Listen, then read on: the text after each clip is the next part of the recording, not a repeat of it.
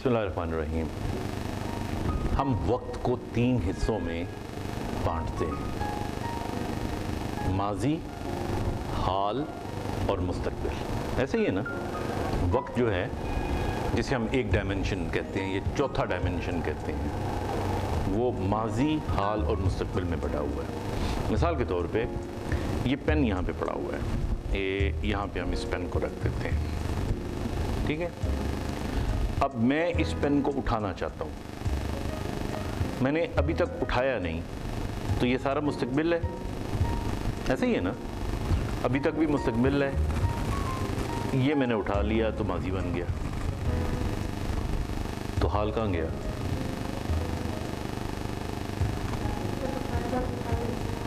अगर उसको भी माइक्रो सेकंड्स में आप तकसीम करते रहो तो कितना की बचेगा हाल? नहीं, जब मैं उठा रहा था तो चलो 1 सेकंड लगा, उस वक्त भी उठा नहीं था, उसके भी टुकड़े करो ना छोटे छोटे। तो इसका मतलब ये हुआ कि जो वक्त है शायद उसके 3 हिस्से है ही नहीं। वक्त या मुस्तकबिल का नाम है या माजी का नाम है, क्योंकि हाल तो है ही नहीं। हम तो कुछ मुस्तकबिल के हिस्से को और कुछ माजी के हिस्से को मिला के एक हाल बना लेते हैं और कहते हैं क्या हाल चाल है। आजकल हालात ऐसे हैं। हकीकत में हाल होता ही नहीं है, या मुस्तकबिल होता है और या फिर माजी होता है। अच्छा, जो मुस्तकबिल है उसको अगर आप गौर से देखें तो हर मुस्तकबिल ने अल्टीमेटली माजी बन जाना होता है। नहीं, हर मुस्तकबिल जो है वो अल्टीमेटली माजी बन जाएगा। माजी तो ना हाल ना मुस्तकबिल, वो तो गुजर चुका। तो हम ये भी कह सकते हैं कि असल में इस ज़मान व मकान जिसमें हम रहते हैं, इसमें चूँकि मुस्तकबिल ने भी माजी बन जाना है, तो असल चीज़ तो फिर माजी है। तो अगर वक्त के इस हिस्से को भी 3 हिस्सों में से हम एक हिस्से की तरफ फोकस करें तो असल में माजी माजी ही रह जाता है। और अगर माजी माजी रह जाता है तो फिर आप देखें, ये भी हो सकता है कि ये दुनिया जिसमें हम रह रहे हों, ये माजी में हम गुजार चुके हों और इस दुनिया में ये जो हम महसूस कर रहे हैं ये सिर्फ हमारा परसेप्शन हो।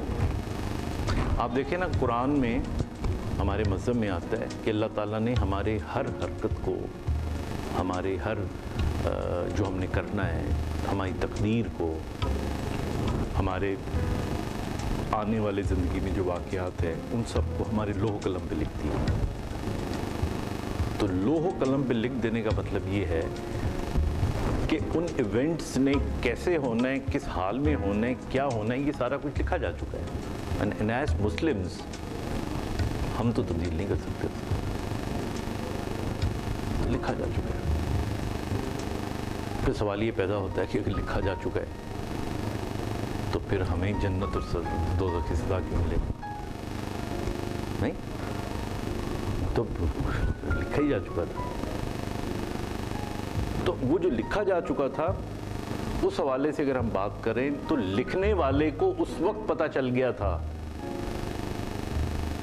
क्योंकि उसको तो सब पता है कि ये जो मेरा खल्क है या मेरी मखलूक है, इसने मुस्तकबिल में इस डायमेंशन में, क्योंकि वो तो उसके तो सारे डायमेंशन उसी के हैं, उसे तो पता था कि इसने यूं ही करना है और यूं ही करना है, तो उसने उसी तरह उसकी तकदीर लिख दी। तो एक हवाले से अगर देखा जाए तो हम कह सकते हैं कि जो तकदीर है वो अल्लाह ताला ने लिख दी और हमने उसके मुताबिक ही चलना है। और हकीकत में सूफीज़म में अगर आप चले जाएं तो एक तबका है जो ये समझता है कि ये दुनिया इज़ नॉट रियल वर्ल्ड। जैसे मैंने आपको बताया है, हाल तो है ही नहीं। अगर हाल ही नहीं है तो फिर हम रह किस में रहे हैं? یہ ہو سکتا ہے کہ جو زندگی ہم گزار چکے ہوں اس کا ادراک یا اس کا پرسیپشن ہمیں اب ہو رہا ہو، یا ہو سکتا ہے یہ ریپلے ہو. بھئی آپ ٹیلی ویژن پہ کرکٹ کا، فٹ بال کا میچ دیکھتے ہیں نا، میچ ہو چکا ہوتا ہے، اس کے بعد میں ریپلے بھی تو دیکھتے ہیں ہم.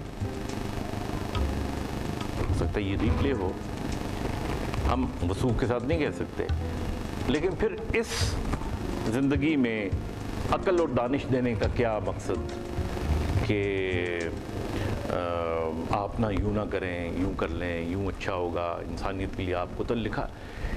یہاں پھر ایک چیز آتی ہے جسے میں سمجھتا ہوں شاید اس کی اہمیت ہو، کہ وہ لوگ جو اللہ تعالیٰ کی لکھی ہوئی اس تقدیر کو دل و جان سے مان لیتے ہیں اور اس پہ جو ری ایکشن شو کرتے ہیں اس میں صبر اور شکر دونوں ہوتے ہوں، تو ہو سکتا ہے اللہ تعالیٰ اس کا کریڈٹ دے گا. اعمال کا تو وہ دے یا نہ دے، ان الاعمال بالنیات. دیکھو نا کتنا کلیئر کر دیا اللہ تعالیٰ نے کہ اعمال کا تو سارا دار و مدار نیت پر ہے. تو آئی تھنک اگر ہم کسی بھی رونما ہونے والے حادثے یا واقعے کو خوش دلی سے، کتنا توکل کر کے، کتنا رب کو راضی کر کے اگر ہم اسے لیتے ہیں، پرسیو کرتے ہیں، حالانکہ واقعات تو لکھے جا چکے ہیں سارے، ان کو تو اب سائنس بھی مان رہی ہے.